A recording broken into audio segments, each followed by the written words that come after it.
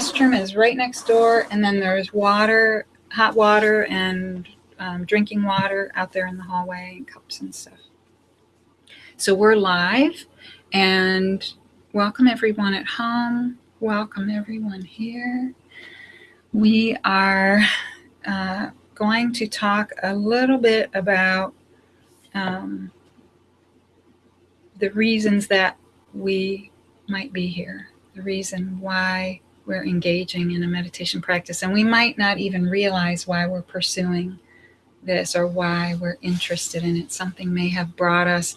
Our doctor sometimes could tell us, go do that. It's good for blood pressure or stress or something. Or we might have heard some of the research that's constantly out there in the popular press about how good meditation is for us. But we're going to dig a little bit deeper into what that actually is about. So first of all, though, we're going to have a grounding exercise. And I like to do this at the beginning of class because we tend as humans, and especially in this country or anywhere in the Western world, really, we tend to live up in our heads a lot. And I remember when I first started my internship as a counselor, and my supervisor used to tell me to get out of my head. I was like, why are you so down? No idea what that means. And I was too afraid to ask. So I just kept hoping the answer was going to pop up. Well, now I know the answer. And I know that at a certain point in my practice that I discovered, even though I had been meditating for quite a while, that I was still hanging out up here from the neck up. And we tend to do that because most of our socialization is around education and smarts and disregarding what's below the neck and paying attention to what's from the neck up, right? The teacher doesn't want to hear about the squirminess that's going on below the neck. They just want you to do what you're supposed to do, right? Sit in your seat and be quiet. And so we learn how to suppress or disregard what's going on below the neck. And sometimes it's really just luck or accident that we reconnect with it. Maybe we take a dance class or a martial arts class or a yoga class, and we get a sense of, oh, there's really something to this mind-body connection thing. There's really something going on there. I feel a little bit different, or something feels a little bit better when I'm tuned into what's going on below the neck. So the exercises that we do for grounding are meant to help start connecting us a little bit below the neck. And don't worry if you don't feel anything at all. It's not uncommon when people first start to look that they find nothing or think, I'm doing it wrong because nothing is happening. But just the act of looking can stimulate the connection. There's a part of our brain called the insula, and it's been called by a guy named Bud Craig the seat of selfhood. That this part of our brain helps sense our interior. And it's really important because the ability to sense our interior also, funny enough, seems to be connected to our ability to sense others. Okay? So there's a really good reason to be able to sense our own self because it's implicated in relationships pretty heavily. So the exercises that we do are going to help with this kind of connection because it's also an important part of meditation practice. This is a mini skill builder for engaging in the actual meditation that we do at the end. Okay, so you can have eyes open or closed, and both feet, if you could get your feet to the ground, that would also be helpful. You never have to do anything that I suggest in here. It's always an invitation. Just remember. And as your feet notice the ground, you can see what your feet notice about the ground. You might notice the solidness or the stillness of the ground.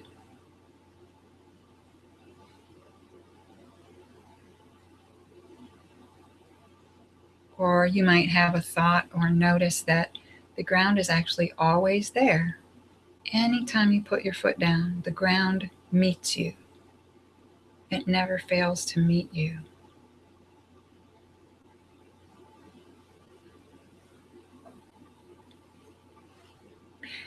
And as you notice the ground with your feet, you're going to try this little experiment. You're going to imagine giving the full weight of your legs and your feet, whatever that means to you, give the full weight of your legs and feet to the ground. So it's kind of like you're just saying, hey, ground, you're going to hold up my feet and legs. I'm giving that job to you.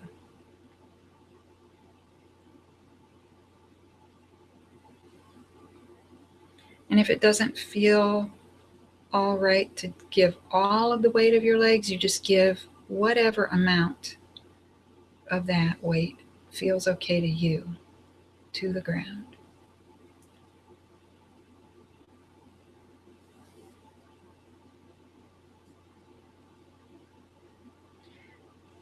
And as you give the weight of your legs to the ground, you're just going to check for 5 categories, just general categories of sensation that you might be able to notice in your legs or feet.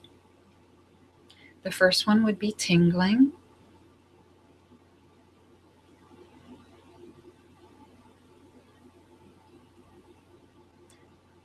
And the second category would be temperature, a sensation of coolness or warmth.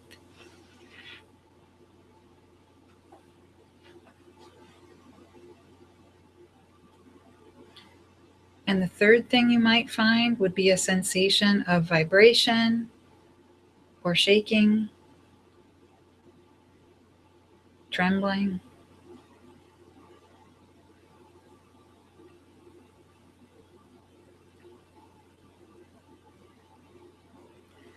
And the fourth thing you might be able to notice would be a feeling of fluidity or flow, any kind of fluid.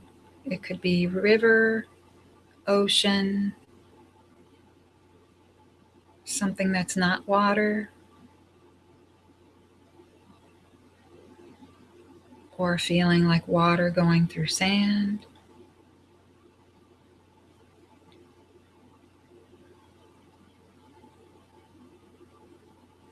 And finally, the last category of sensation you could look for would be a feeling of air or space. So you're checking your legs and feet for something that might feel like being infused with air or more space in between cells or joints, or a feeling of expansion,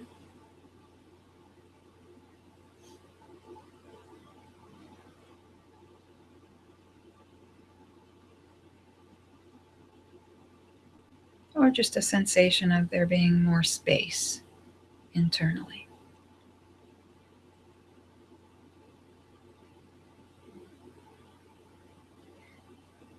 And returning again to giving the full weight of your legs to the ground if you can.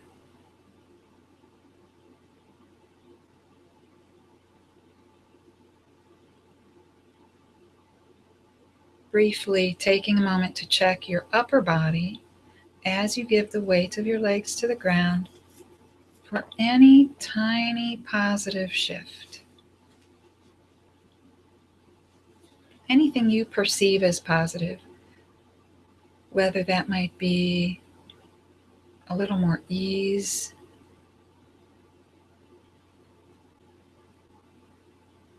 the feeling of being able to take in a little more breath, a little less constriction in throat or chest or belly,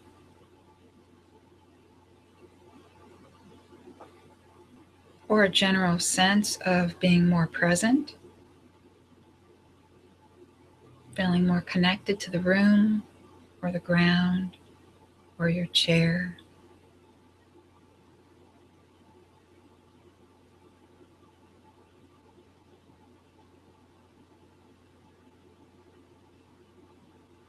Just noticing even the tiniest positive shift, letting your attention rest there. And even if you can't locate it, even if it's vague, you can rest in the tiny positive relief of the shift.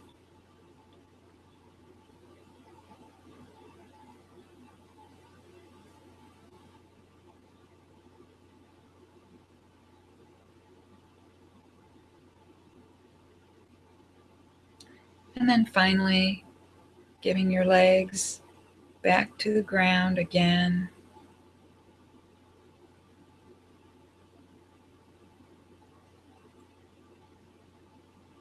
Just release your attention and let yourself relax and just be in the room again.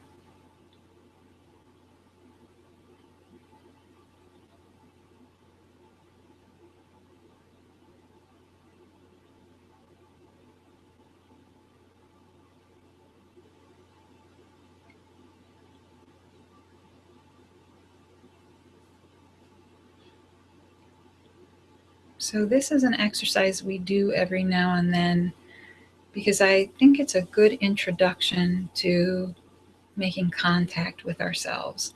We might not notice that there's anything going on if we've never been directed to pay attention or didn't even know what we were looking for. Right? So sometimes these signs of autonomic nervous system discharge, like tingling, are something that we never knew was happening. But it's a frequently experienced side effect of the nervous system landing, right? Or deregulating, right? Discharging. Okay. And so it's something that you can also track anytime when you feel yourself a little bit elevated, right? Arousal is a little bit elevated. You can track, what if I just check my legs right now? Right? And just the mere act of tracking sensation in the body can reduce our arousal. It can bring our stress level down. Okay. And we don't know why that is the case. That's why there's so much research. Right? We don't have any idea why something so ridiculously simple has such a powerful effect, but it does.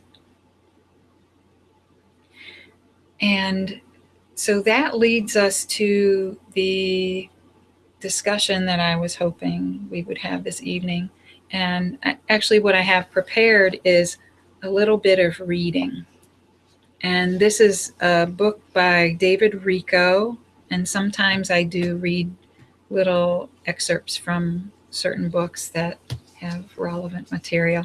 This one's called The 5 Things We Cannot Change. He's a Buddhist psychotherapist, and he's got a really good book called How to Be an Adult in Relationships. But this one is The 5 Things We Cannot Change and the Happiness that we find by embracing them. And he lists the 5 things, and really they all have to do with realities of human existence that we fight, that we struggle mightily against. And I wanted to start out this evening, though, just by sharing a quote with you and seeing what you think about it or whether you might have any questions about it. And I've seen it before, but I still like it. I was reminded again that all sickness is homesickness. And I wonder if anyone has any ideas about what that might mean. Have any clue what that might mean? Home is where the heart is. This is true. This is true. Yeah. Well, we can think of the literal interpretation, right? Right? Home, we know what home is, right? A place where we feel comfortable. Right? What's that saying? A place where when you have to go, they have to take you in. Yeah. So, in non dual spirituality, which is what Buddhism is, that is the idea, non duality is the idea that there's no separation, it's all one. And if it's all one, then the peace we seek out there somewhere is futility, because it's actually already here. So, what if the homesickness, right, all of the struggle and effort that we put out to try to get somewhere more peaceful, more something, right, than what we are right now, or than what things seem like right now? What if that struggle is really just a struggle to get back here, to get back in touch, to be reconnected with this, right? And this has all kinds of words or names: authentic self, spirit, true self, self with a capital S, right? Big I, right, versus little I.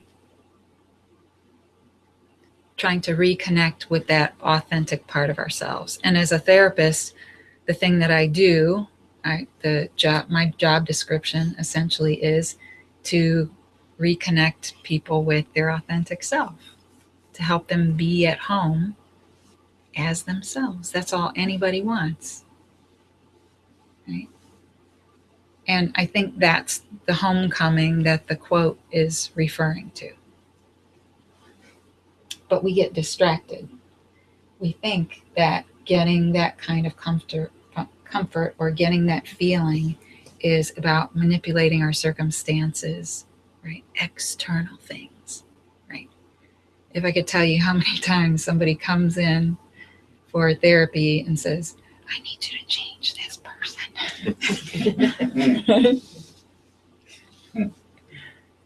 Right? That they're not really there to change, right? Because we're so enamored of this changing our circumstances, right? That's the American way, right? Individualism, right? We can do it. Yes, we can. So the section I'm going to read, it's just a little excerpt in here, and it's the introduction to the book, and he talks about the givens of life. There's a little list here, and this little section is called "What Makes Us So Controlling?" Okay. He says the opposite of yes is not no. It is control. Behind that controlling impulse is fear. The fear that we will have to feel something painful. Every given insults the ego that wants to believe it has full control. Yes is acceptance. Control is refusal. We can learn to accept the fact that we are sometimes helpless to stop an unwelcome change in our lives. That acceptance paradoxically ushers in serenity. Trying to stay fully in control of what will happen to us makes us opponents of life's facts and maintains stress. Our life is a seesaw tottering between terror and control as long as we stutter at the word yes. To let go of control will mean that we cannot protect ourselves from any of the givens. Control is one of our favorite ways of running from life as it is. Control is so deeply ingrained an illusion that we even think we can let go of control simply by wanting to. We do not let go of control. We let go of the belief that we have control. The rest is grace. The givens of life are the tools the universe provides for that lesson. Worry is directly related to control. It seems that we worry about the future, finances, relationships, jobs, and all the other unpredictables in our lives. Actually, there's only one worry, that of not being in full control of what will happen. We worry because we do not trust ourselves to handle what happens to us. We worry because we do not trust that the way the chips fall will work out for the best. We worry because we have not yet said yes. I am noticing that now I am practicing the unconditional yes. I worry less. When we begin to say yes to the realities of our lives, it's important to remember not to push our particular yes onto others, since we all have a different reality to affirm. He says, as I was altering my diet to healthy foods, I recall reminding my then 20-year-old son, Josh, to stay away from junk food. His answer remains in my mind. There is plenty of time for me. I can eat junk food with no negative effects. When the time comes to switch to health food, I will know and make the change then. Not totally true, but in the ballpark. I was imposing my new yes on his young body, and he would not buy it. I am now more careful with Josh and with everyone not to become the CIA, critic, interpreter, and advisor. We can make it a spiritual practice not to criticize others' behavior, not to interpret what they do according to our worldview, and not to advise unless we are invited to do so. Eliminating these three behaviors from our repertory, especially with partners and family members, makes our communication much more loving and respectful. The 5 essential qualities of genuine love: attention, acceptance, appreciation, affection, and allowing, that he calls the 5 A's, do not survive well with the CIA in pursuit. Why is control such a big deal for most of us? Perhaps we're trying to head off losses by controlling. We will not have to mourn if everything comes out our way. We do not control because we are selfish or demanding. We control because we are afraid of grief. It is no fun having to feel sad. It hurts to let ourselves know how and what we lost. Our threadbare ego is insulted and feels impotent, and that is intolerable to us. As long as we can stay in control, we will avoid all those invitations to humility. This is a compassionate take on why we are so damn controlling. Our spiritual work is to live more fully in the present. The first given of life, the fact of impermanence, means that everything in our lives will keep changing.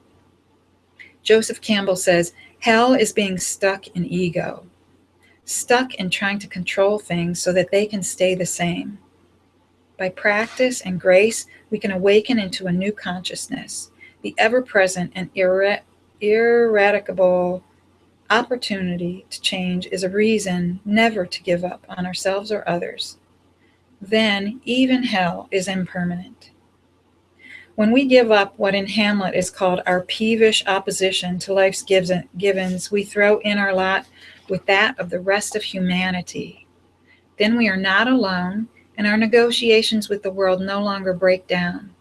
They hook up felicitously, and so do we. We hold our heads heavenward when we ride in the direction in which reality is going. This means living life with no trimmings, no frills, no buffers, no Godfather to cover for us. Instead, we love to uncover our bare hearts and discard our tinsel armor. I'm no longer so concerned with being in control of what I'm like. I am becoming curious about what I will be like. As long as we are feuding with life's rules, we will fear the direct contact with reality that is the essence of true growth. We will find mindfulness difficult because it insists on full presence in the moment as it is. We may enlist many outs to protect ourselves: money, sex, alcohol, coffee, food, smoking, drugs, and of course, the ceaseless movements of our frantic mind itself with all its hopes and fears. When we look deeply into our fears, we see that at base, every fear is a fear of not having control. We may not notice the control issue in some of the experiences that bother us on a daily basis. Control remains the opponent of a healthy and robust yes to reality as it is. It is not that we resent reality, we resent not being in control of it.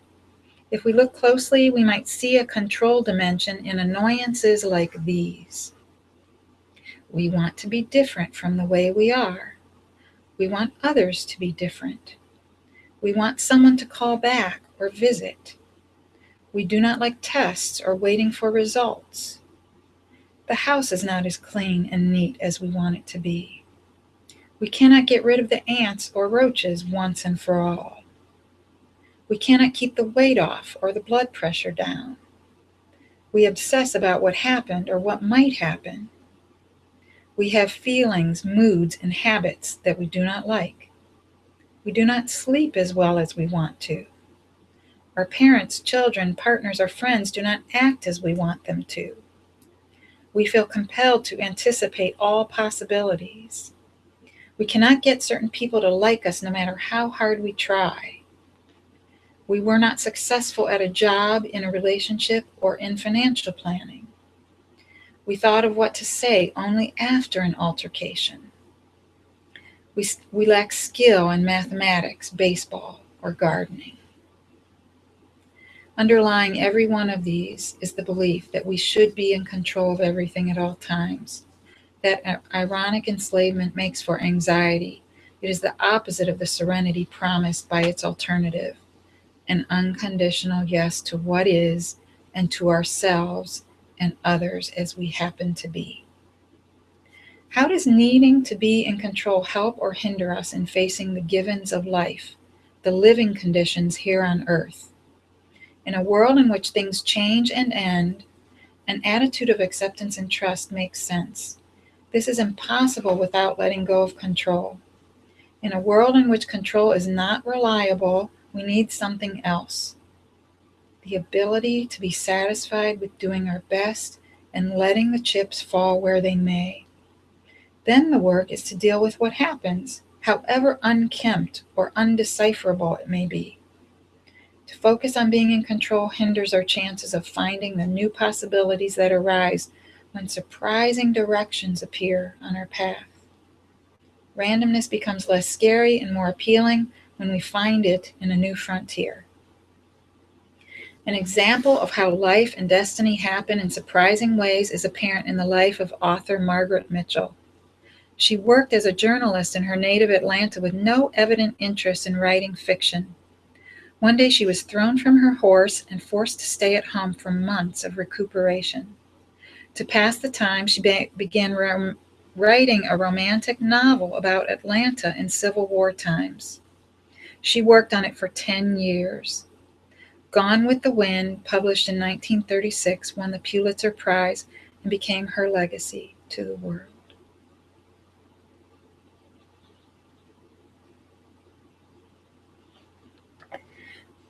So the Buddhist folks also have a name for what he's talking about at the end of that passage, where we don't know, right? If we stop trying to control, then new opportunities might seem to present, new paths, new directions.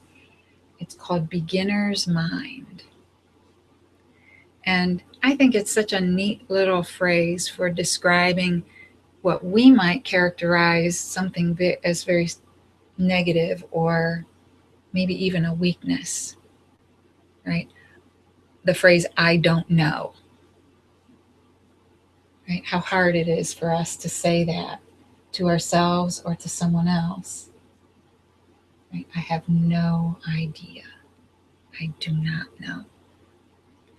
And the non-dual folks say that this is the place, the not knowing place, beginner's mind, is where all possibility dwells, right?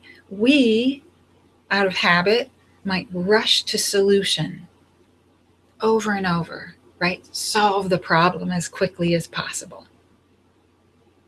And we do it, right, from the same mind that created the problem And so we get similar results or similar problems repeating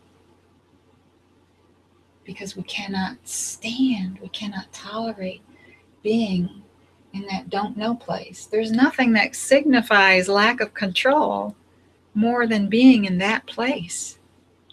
It's the place where people get to when they're in therapy that it's terrifying. It's intolerable. The old starts to slip away. The old ways of being start to fall away, and nothing has yet arisen to take its place. The new isn't quite installed yet. And there's this emptiness, right? The don't know place. I don't know what it's going to be like. Right? So this is one of the things that we can cultivate with a meditation practice. We can start to get familiar with what happens, right? What's my response as soon as I have a thought or a feeling or a sensation that I don't like, or I don't know why it's there, right? Usually the good ones we're like, bring it on. I'll hang on to those. But the ones we don't like, ooh, how can I get rid of that as quickly as possible? We don't stay there. Right? We don't hang out with that stuff. But in fact, that's the place where the magic happens. If we can sustain sometimes even a second, right? I tell people it's the strategic pause. Can you practice before you start to do or say the thing that you usually do with that difficult person or that difficult situation? Can you just pause? Just wait. Count to 10. Sit on your hands, whatever it is you have to do, right? To pause, whatever it takes to pause. And sometimes something different can happen in that space. A new way of seeing, a new way of being with that experience, something. There's enough space sometimes for something different to happen.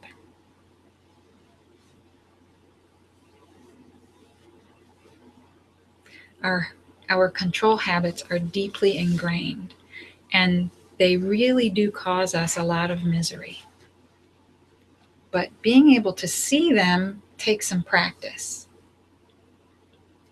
And that's what we're going to do this evening. We're going to practice being able to step back and just observe our stream of experience. That's the starting place. We carve out this little safe space where we don't have to be anywhere else. There's nothing else we have to do. We've chosen and agreed we're all here for the same purpose. We're dedicating this time to conducting a little experiment to see what happens if we just observe and don't have to control any aspect, right? Not in conflict with anything. What would that be like to have 24 minutes of not needing to be in control of anything? Okay? And this is a safe space. No one has ever been hurt here or injured or attacked while they're meditating. No one's ever died.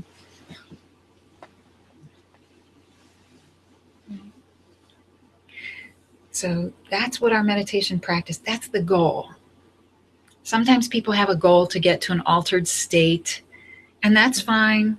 I recommend that everybody starts exactly where they are. Some people can just check out and be in the stratosphere. They can zone really easily. Ideally, that's not what meditation practice. It's called practice for a reason.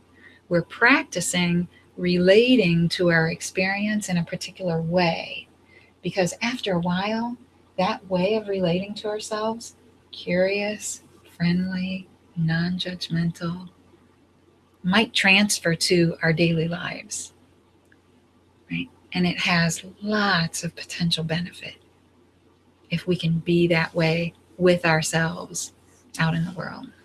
We're more likely to be that way with others, so it has benefits for our relationships, and it seems, from my experience and what others who meditate report, it has benefits beyond, far beyond just physical health and peace of mind. Okay. Synchronicities, all kinds of strange things seem to happen when people develop this kind of a practice. So you're going to take a break now and stretch your legs. Restroom is next door. Get something to drink if you need to, and be back here in about 8 minutes and have phones turned off. Okay?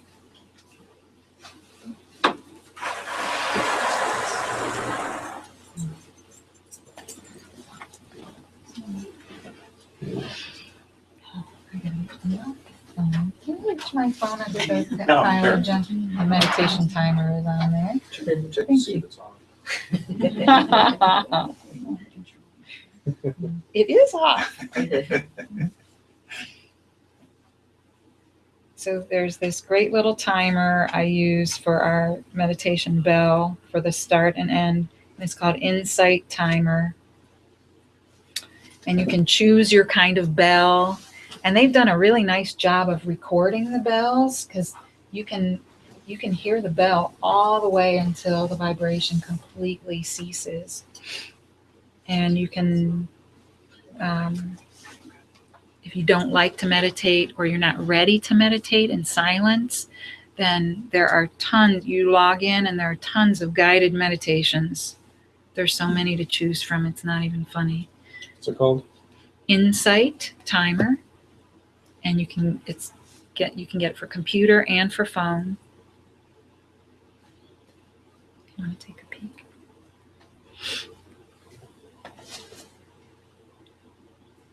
It's got social media connections on there. It can track if you're goal oriented, it'll track your consecutive days of meditation, your total days of meditation, and give you little stars for each one. Some people are into that. I finally realized, I turned it off. I didn't want to look at it. But it'll track all your stats, and there's little charts there, and it'll tell you who else was in the entire world was meditating at the same time as you if they're logged into the timer, and you can send them a message and say hi or thanks for meditating. So they really tapped into the social aspect of it. Yeah, but I think people really like the access to the free guided meditations. There's everything there, from bells to chanting to chakras and meditations to put you to sleep, and music and nature sounds, anything, every flavor is there. So, yeah. So does anyone have any questions about what we're about to do? Everybody has heard about meditation or has some ideas about what it's supposed to be. Are there any questions about like what you're supposed to do or not supposed to do before I just launch into some instruction?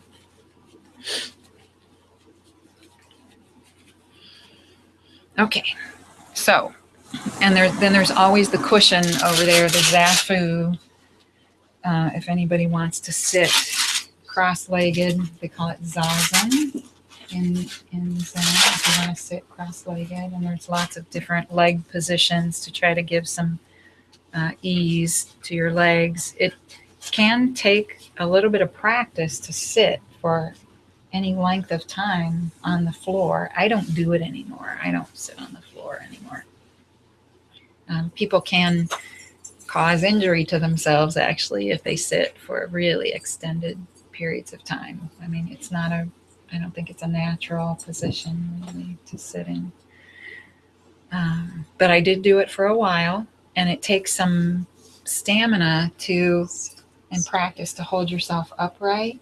So not arched, but also not slouching, kind of being right in the middle with the spine, the vertebrae stacked like coins. That's the idea of the position that is supposed to be most beneficial. And the meditation that we do in here is based on a book.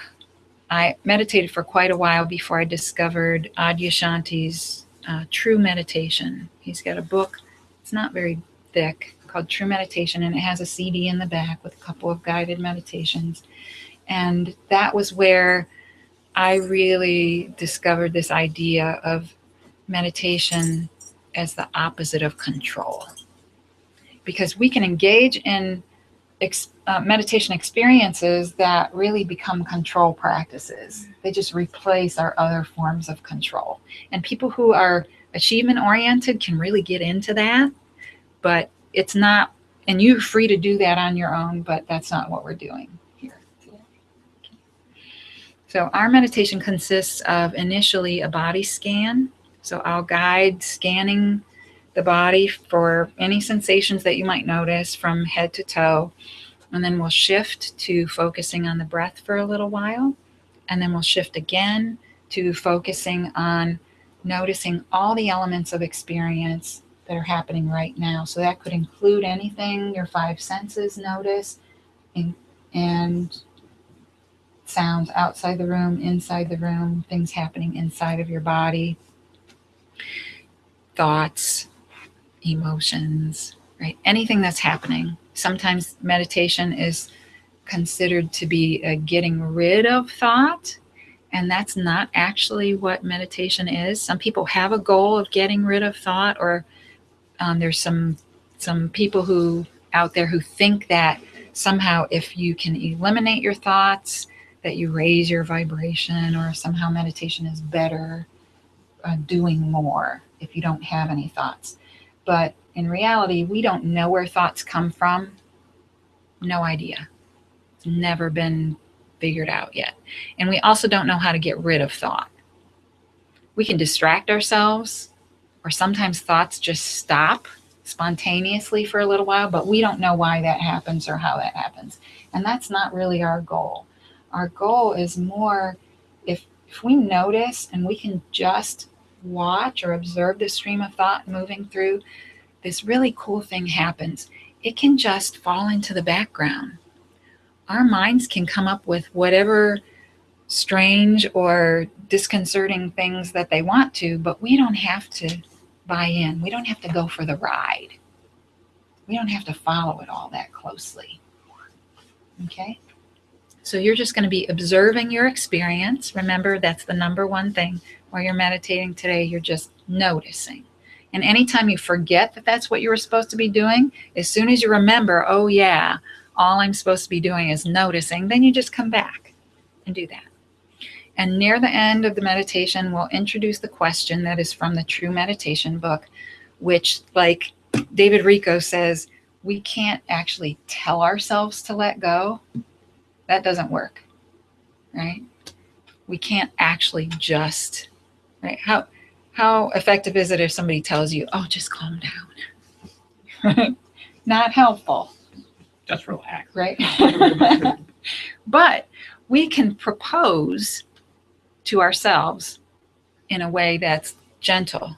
We can say, what if I allowed everything to be as it is in this moment? What would the experience of that be? And then we can check and see what's happening after we ask that question. Okay?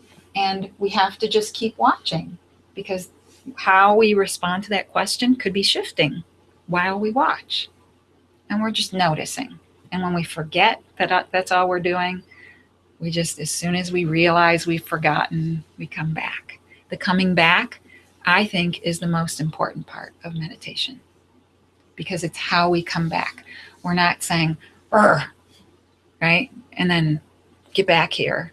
We're going, oh yeah, come back, right? Just like we would with a small child, right? Oh no, come back, right? No, this is what we're doing right now. Come back, right?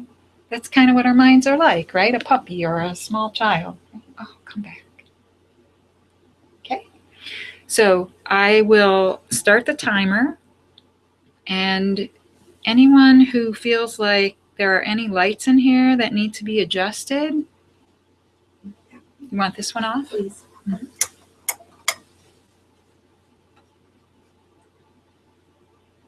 Okay, and for anyone who's worried, the 24 minutes, I've never had anybody say that that seemed like a long time. Usually they'll say the opposite. Oh, I just started to feel really good and then it was over. Okay. Are you guys okay with that light there? Okay. Sorry? You wanted it? Okay. Sometimes people like it really dark in here, but that's also conducive to sleep. So ideally, feet are flat on the floor and you're in a relaxed and supported position as far as your back goes. Leaning back or resting your head, generally conducive to sleep. And if you want to do something other than sleep, you might want to stay upright. Hand positions, either on the thighs, down or up, or you can just rest one hand inside the other in your lap. Main thing is keep your shoulders comfortable, right? You don't want to have them pulled forward by whatever you're doing with your hands. Eyes can be opened or closed. It does not matter. If you start to feel disoriented or like you're losing connection with the room or there's something uncomfortable going on in your body, just open your eyes, use the candle for focus, use something external to your body to focus.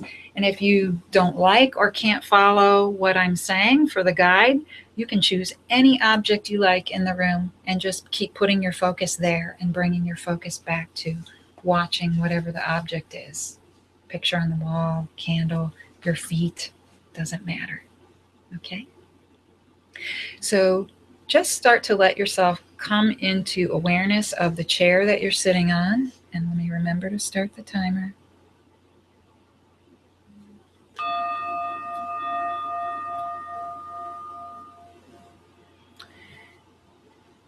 And let your attention slowly rise to begin noticing the top of your head.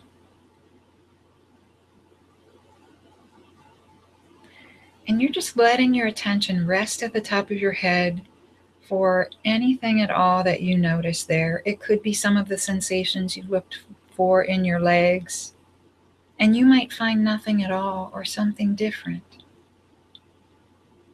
Tension, heaviness. You're just checking and being as friendly as you can as you notice.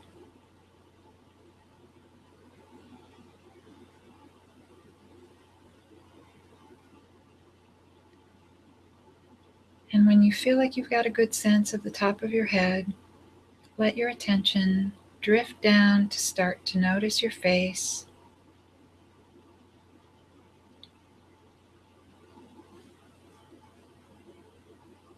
And whatever you notice there. Sometimes there's tension in the face around the eyes or the mouth. And you could imagine letting your eyes sink back into their sockets.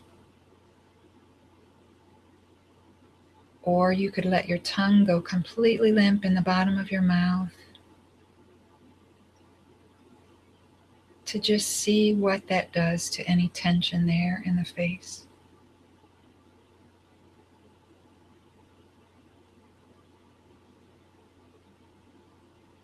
Just noticing, not forcing anything to happen.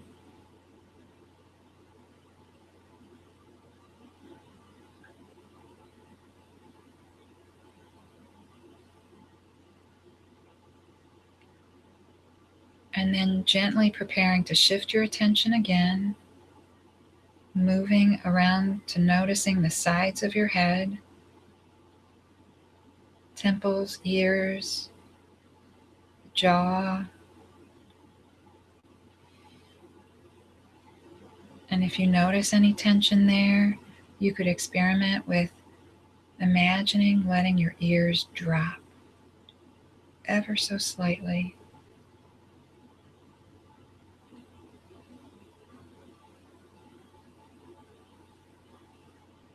And then notice what that does to any tension there in the sides of the head.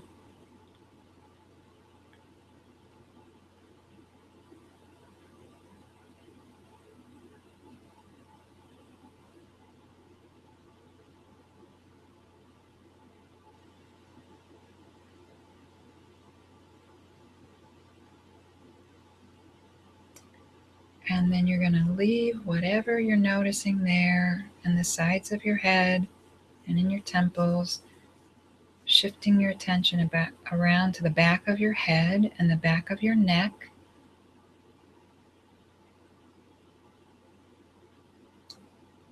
And as friendly as you can, notice whatever seems to be there.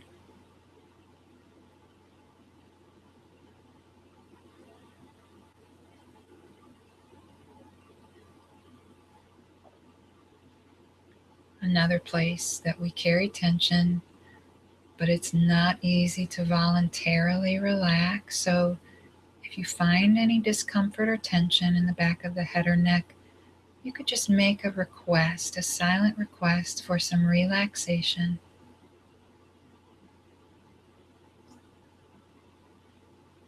And then just open to see what happens next, to receive whatever happens next.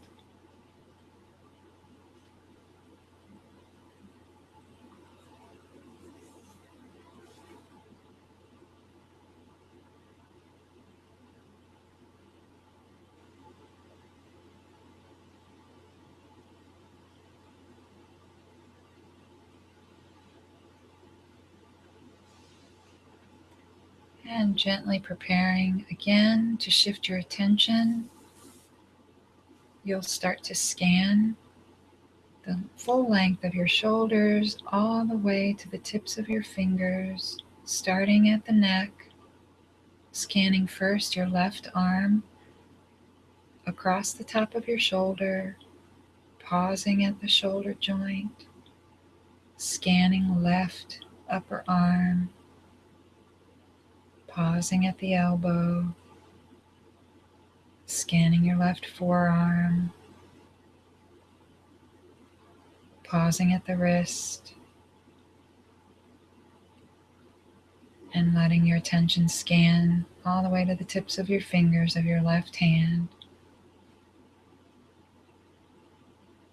And then bringing up your attention up to the right side of your neck, scanning across right shoulder, pausing at the shoulder joint, scanning down upper right arm, pausing at the elbow, scanning your right forearm all the way to your wrist, pausing at the wrist, scanning all the way to the tips of your fingers of your right hand,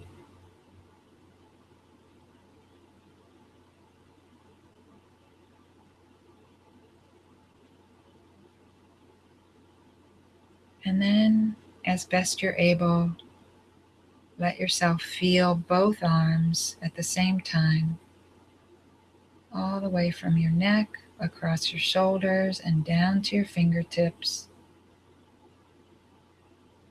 Noticing how your arm connects hands to your shoulder.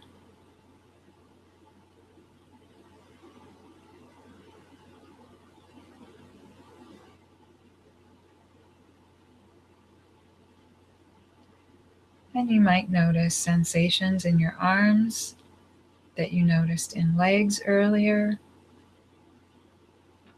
tingling or coolness or warmth, vibration, flow, air, or space, or other things like restlessness, achiness, tension.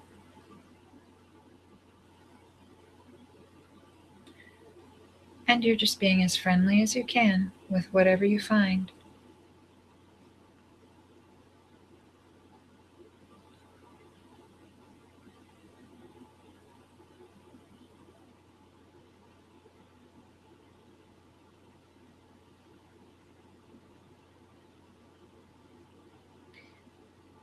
And then you're going to leave whatever sensations were there in your arms and shoulders and hands right where you found it, and prepare to shift your attention again to notice the core of your body.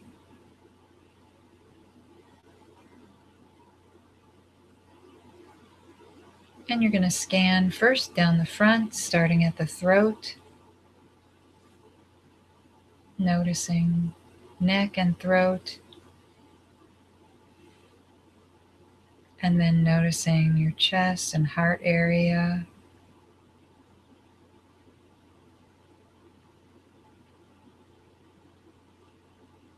And then noticing the area before your stomach, diaphragm area, that space between chest and belly. And then noticing the belly.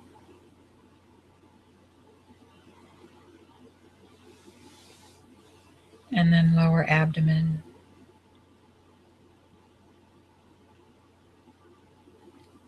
And then scanning at the top on the back side, noticing your upper back.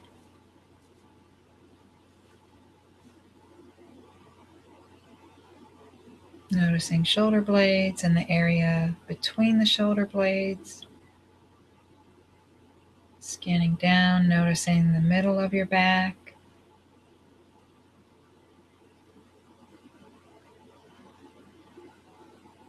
And then noticing lower back.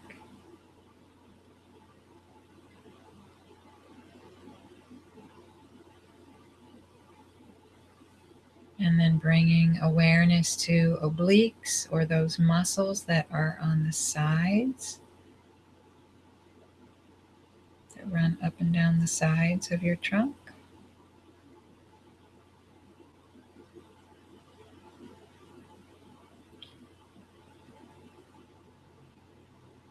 And you're just going to notice, in as friendly a way as you can, whatever seems to be there. If you find discomfort in any particular area, you could imagine breathing in and out of that spot as though it were a second set of lungs. And being curious, just noticing what happens as you breathe in and out from that place.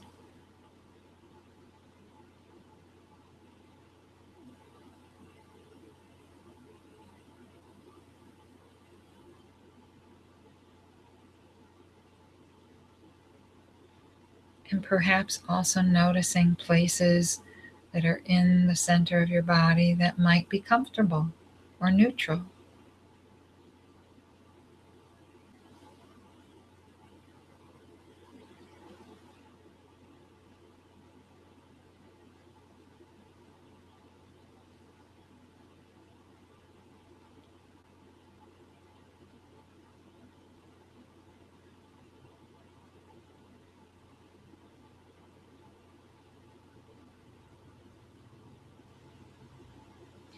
And then gently preparing again to leave whatever sensations you found there in the torso, right where you found them.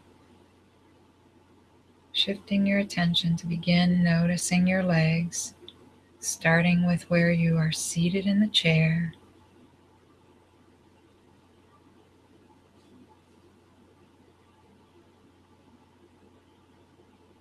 Scanning first your left leg above the knee,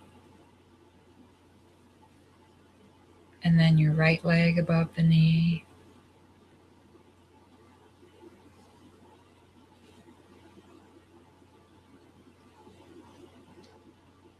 And then pausing to notice both knees.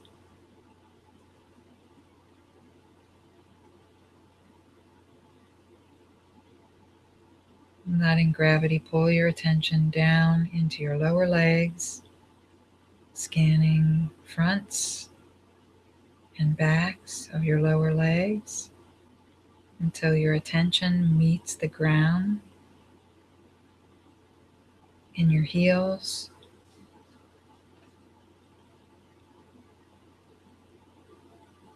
And let yourself scan the entire length of your feet, all the way to the tips of your toes.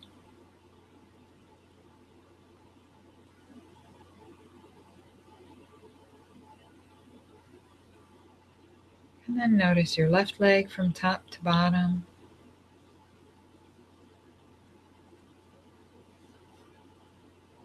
And right leg from where you're seated in the chair all the way to the tips of your toes.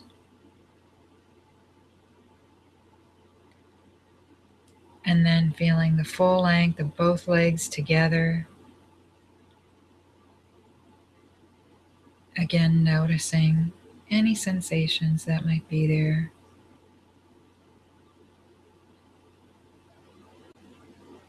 Positive or comfortable, uncomfortable, neutral. Just noticing.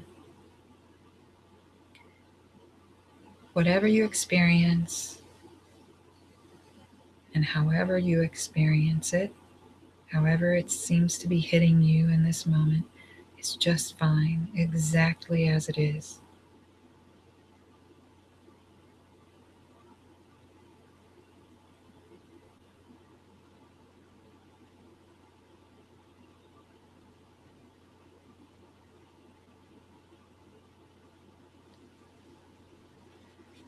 And now you're going to leave any sensations there in your legs, right where you found them.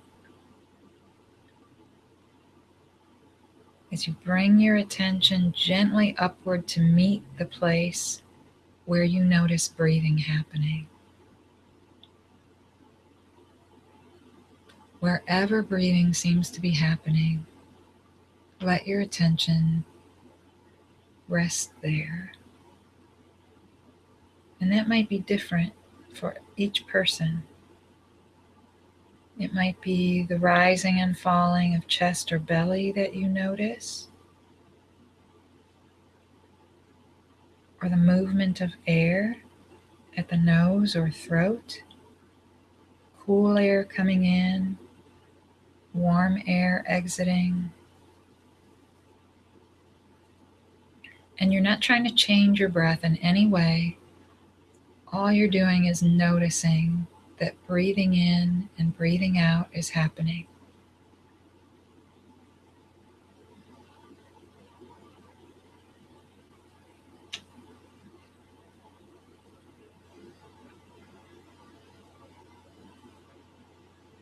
And if you're curious, you could look for the space or the pause that happens at the end of your out breath and see what happens if you rest there just for a moment.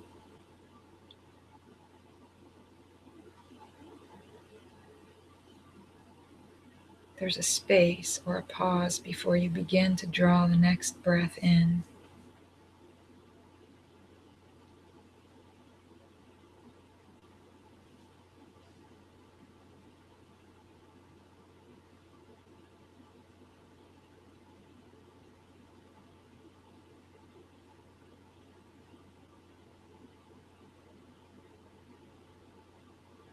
And as you rest there in your breathing,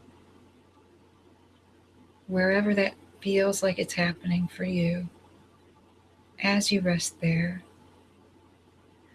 see if it feels okay to you to allow other things that are happening in the present moment to enter your awareness. That could be sounds in the room, or your heartbeat, or the feeling of the ground,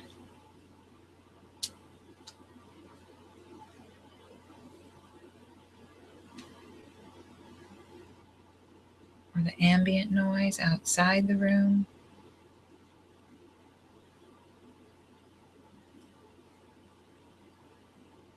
Or anything you notice with your senses, temperature, smell,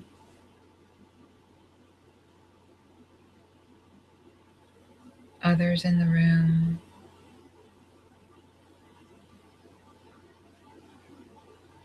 even thoughts that might be moving through, emotions, boredom, restlessness. No matter what is happening, all you're doing is noticing.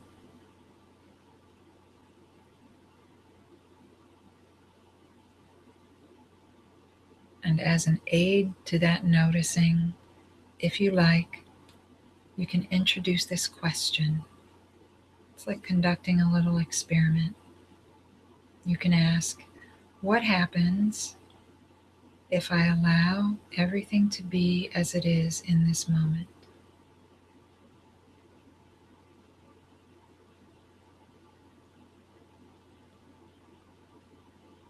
What's the experience of that? And you're just being curious. What if? Right? Just posing this little question. What would that be like? What if I was not in conflict with anything in this moment? Could I even allow discomfort or sleepiness or thoughts?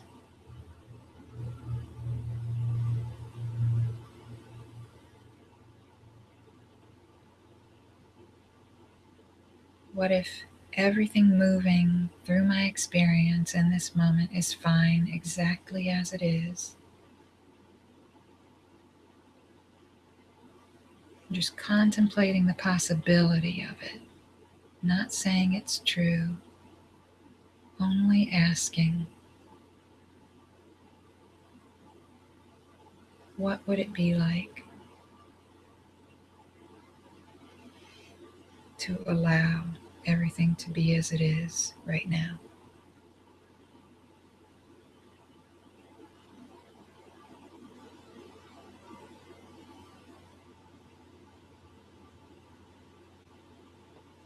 What if I let go even of any ideas I have about meditation or what it is supposed to be like?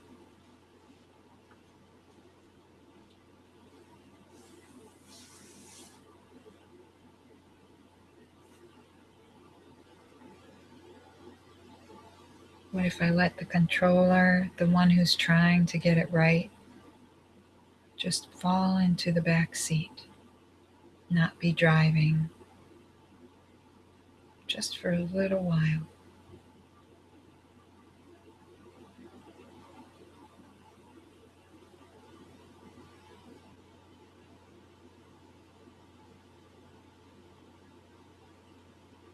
If I'm not trying to get it right or do it right, and all I'm doing is just noticing, what's the experience of that?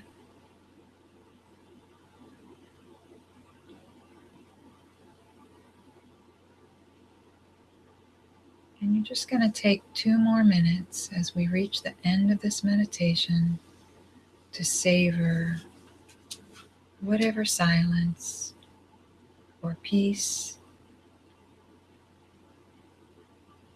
or any experience of allowing everything to be that you're having right now.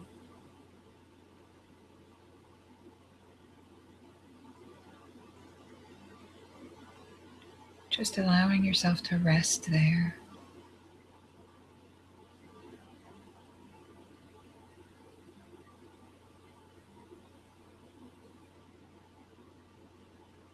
And perhaps noticing also that there was nothing you had to do to achieve this space, silence.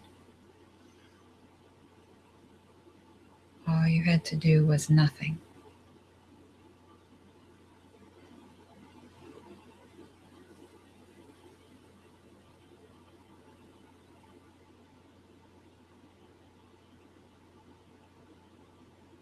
Just allowing whatever you're experiencing to be there exactly as it is without needing to change it, without needing to fix or change anything about this moment.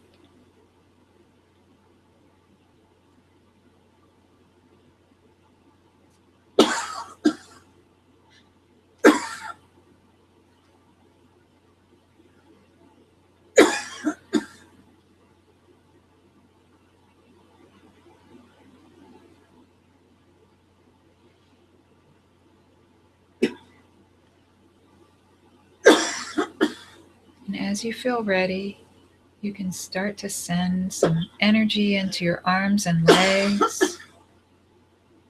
Offer some gentle movement to fingers and toes.